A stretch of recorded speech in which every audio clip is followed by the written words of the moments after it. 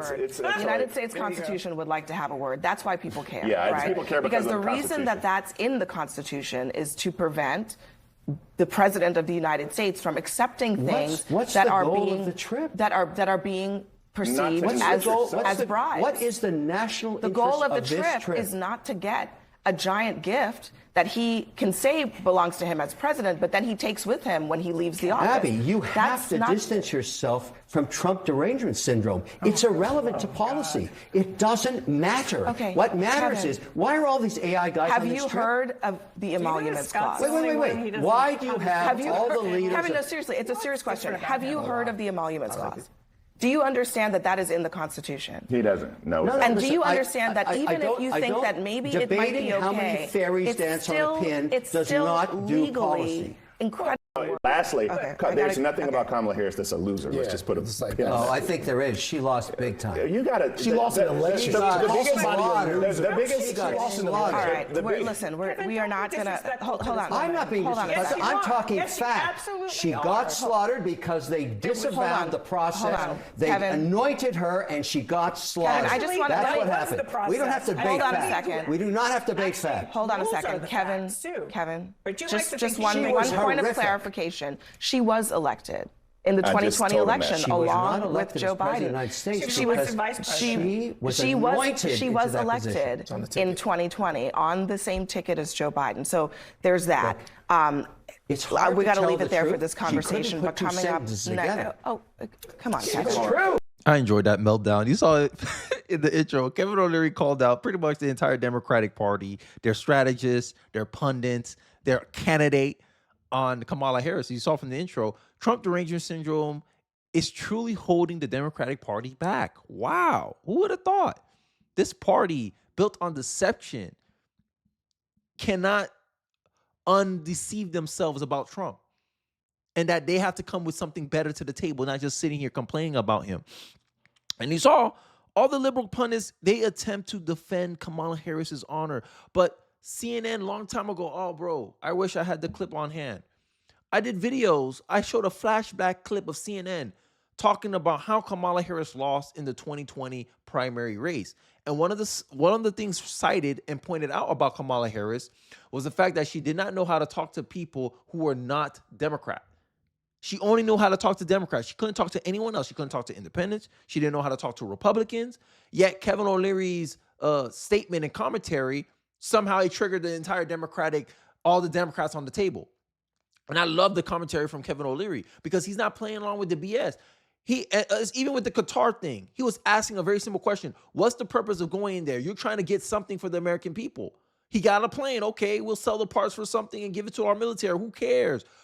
But the fact is that these people are trying to just find something to get mad about Trump about, and it's holding them back. Blind Trump derangement syndrome, blind Anti Trumpism is hurting the Democratic Party, right? And here's Matt Von Swoll, cool name, I always say that. I can't believe I just believe the things Democrats said as truth. This is a problem I have with a lot of Democratic voters. They do not question their own party, but expect me to question the Republicans. Make it make sense. This is what I deal with black people all the time. 77% of black people voted Democrat. Don't get mad in the comment section telling me all, not all. I know not all. But most black people, when you talk about politics, they talk about how bad the Republican Party is. But then when I start citing stuff about Democrats, oh, it's both sides. Both sides lie. No, it sounds like you can't defend your decision. That's what it sounded like to me. I never felt more stupid in my entire life. I don't know what I was thinking. It's even worse that I repeated them to others. And even more ridiculous, I shamed others for not believing them. This is what I deal with my entire life. Not my entire life, but since 2017, since 2018, the first person I ever voted for was Ron DeSantis. I didn't vote in 2016 election because I didn't know enough. I didn't want to vote. And I think this is the most annoying thing about Democratic voters, because I think I did a video on this channel. Maybe you guys will find it, maybe not, where I said that Harris supporters is pushing more people to be Trump supporters.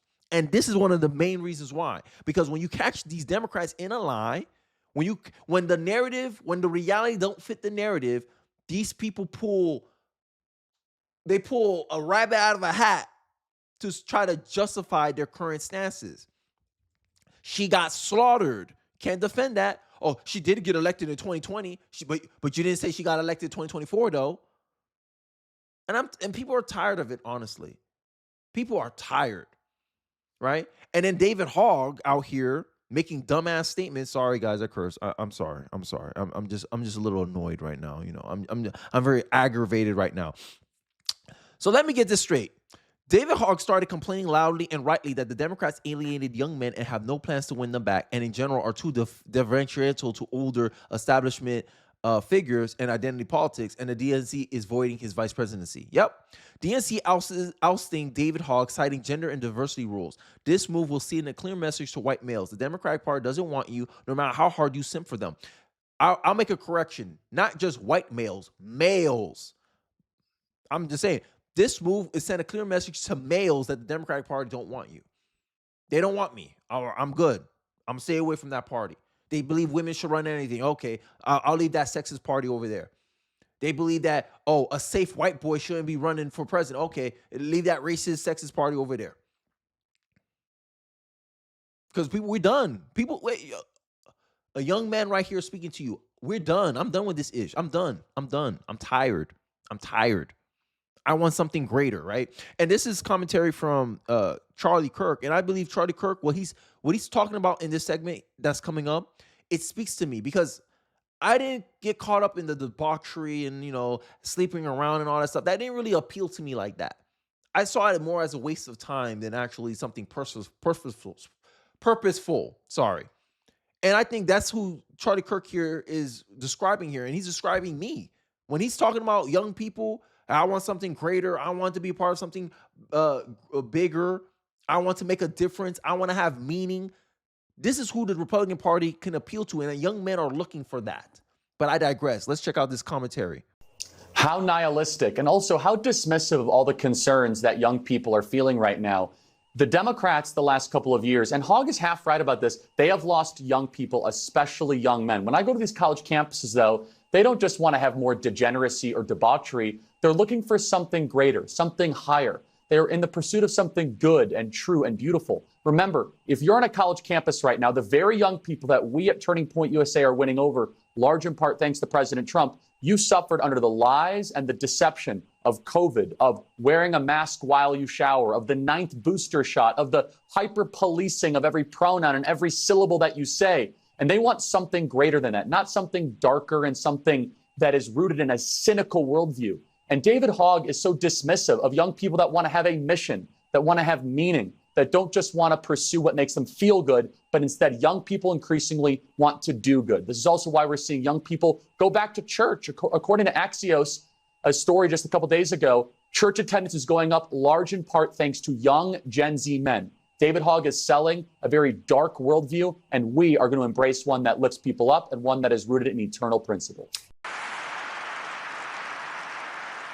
And it's crucial for the wider world to note this great transformation has not come from Western interventionists or flying people in beautiful planes giving you lectures on how to live and how to govern your own affairs. No, the gleaming marvels of Riyadh and Abu Dhabi were not created by the so-called nation builders, neocons, or liberal nonprofits like those who spent trillions and trillions of dollars failing to develop Kabul, Baghdad, so many other cities. Instead, the birth of a modern Middle East has been brought by the people of the region themselves, the people that are right here, the people that have lived here all their lives, developing your own sovereign countries, pursuing your own unique visions and charting your own destinies in your own way. It's really incredible what you've done.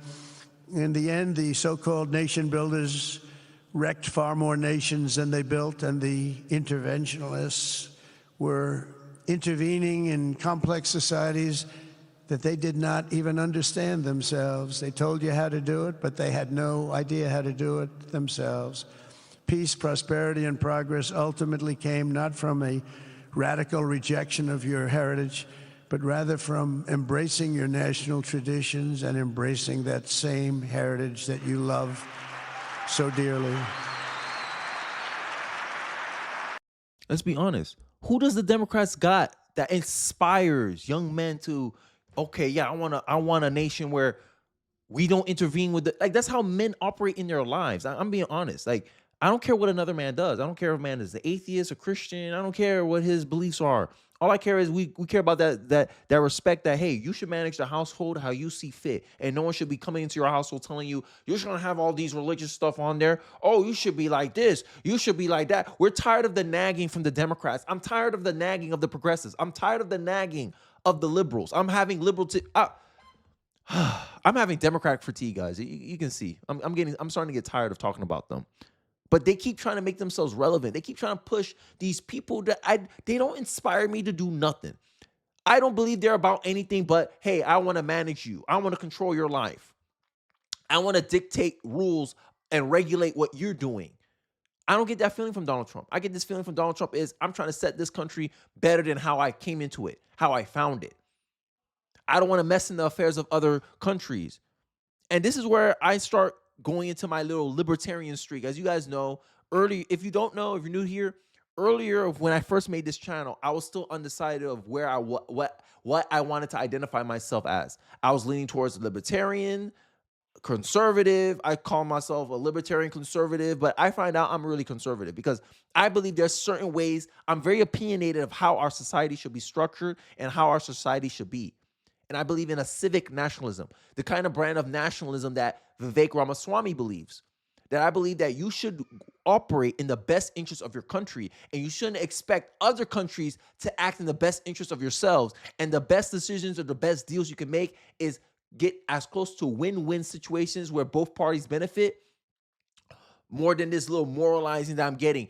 And this is why I call myself a new blood conservative. I call myself a new blood conservative. Maybe that term takes off. Maybe that term already existed. I don't know. I don't care. But I believe young men will revolutionize what the conservative party will be in the future. Whoever wrote this speech deserves a raise. Trump is embracing nationalism and not interventionism. Most importantly, he demolishes the entire legacy of neoconservatism. Mark Lynn, who's very mad right now about him being closer to Saudi Arabia, Ben Shapiro's also in this ilk, Dave Rubin are going to have an aneurysm. Good. And this is what the Democratic Party lack. They lack a vision. Their only vision is go against Trump, be against Trump, reject Trump, get in Trump's way. So let me get this straight. The Democratic Party in a matter of 7 days are now against legal immigration, against lower prescription drug costs, against locking up violent criminals, and are for supporting endless wars and breaking into prison. What is happening? What is happening is Trump derangement syndrome. What is happening is an emotional response to anything Trump does. If Trump says today that he's for gun bans, the Democrats will be against gun bans. People thought I was playing when I was making this statement. People thought I was playing. And this propaganda they're trying to feed us that Kamala Harris is a good candidate. Kamala Harris, the Democratic Party, they just have to wait for their moment. The Democratic Party, there's nothing the Democratic Party can do because they got nobody. Today, inflation is lower than expected. Grocery prices fell the most in nearly 5 years. Experts at JP Morgan withdrew their predictions of a recession. All the propaganda, it was wrong. And this track record, and this is what I've been talking about. America has the receipts, Democrats. You can't lie your way out of this. The internet is forever. If you talk to most any line, any statement, any changing of position, we will know. And you have to answer for that. And Trump is used to the spotlight. Trump's life is damn near half his life is recorded. We know all his stuff. That's why I say Trump is the most transparent president ever, because we know so much about the guy. So it's hard to create narratives. It's hard to lie about the man. And the Democratic Party, they don't seem to understand. They don't live in reality. They live in some imaginary cuckoo world that they think they can project onto everyone else. And that's their biggest problem. It just shows sometimes how delusional, how out of touch Democrats are. Is that they don't understand the gravity or the reality of what's going on in real time in our politics. Let's take a look at this clip. If you talk to most people within, Washington circles, and this could be Republican or Democrat, it's like the only one that doesn't understand that she doesn't have a political future, she's the only one. What are your thoughts? Yeah. Well, as far as Kamala Harris goes, for someone who drinks so much alcohol, I'm surprised she's forgotten that beer slogan, know when to say when. She should remember that. But what kind of book is Kamala Harris going to write? See Spot Run or how to sleep your way to the top in 10 easy steps. I mean, Kamala Harris has nothing much to say. She has nothing to say. She has no credibility. She's as radical as they get. And Kamala Harris has failed her way forward her entire career. And so I think governor is about the best opportunity she will ever have. But I think Mike is right. She does need to fade out into the sunset. Her burn rate, as they say, is way high. People are burnt out with her, and she had $1 billion behind her. Think about it, $1 billion with a B, and she still couldn't win. And the Democrats need to get away from candidates like Kamala Harris if they want to have a future. That means Jasmine Crockett. That means AOC. But Democrats keep pushing them, right? They just dropped David Hogg, and I think they replaced him with a black woman, right? This is the MO of the Democratic Party. DNC ousting David Hogg. David Hogg, maybe his prescription was wrong. Oh, men just want to get laid, right? Like you vote Republican to get laid.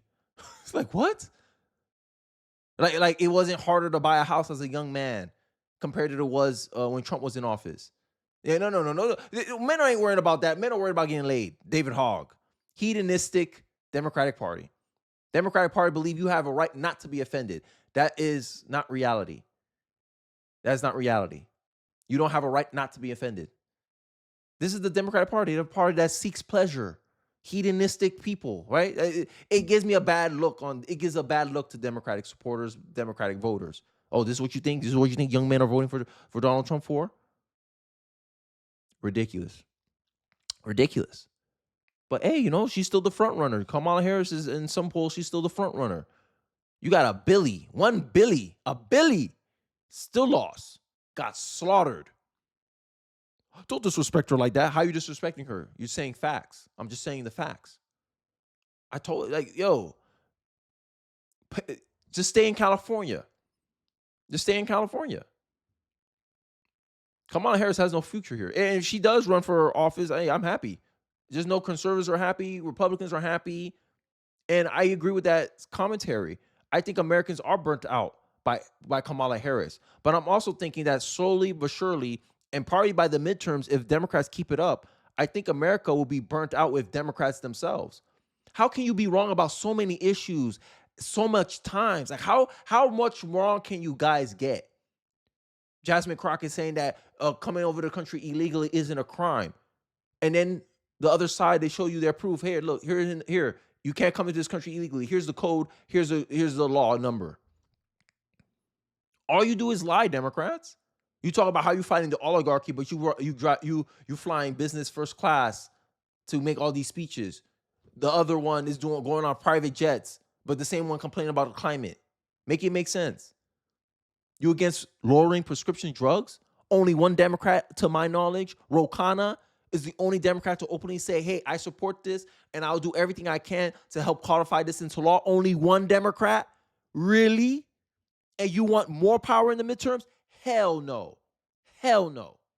America, let's put Democrats in timeout for a while until they learn their lesson, because it seems like Democrats have not learned their lesson yet. They're still pushing Kamala Harris in our face, even though she lost the election. Democrats, liberals, the media, and journalists themselves don't want to admit that they got it wrong on Biden. They got it wrong on their predictions and framings of inflation. These people need to be humbled. Democrats need to be humbled, and I'm here for it. Let me know your thoughts and perspective in the comment section below. I'll be interested to hear what you guys have to say. Don't forget to like, comment, subscribe. Please share this video if you feel so inclined. It really does help me out in the algorithm, and I'll catch you guys on the next one. Peace.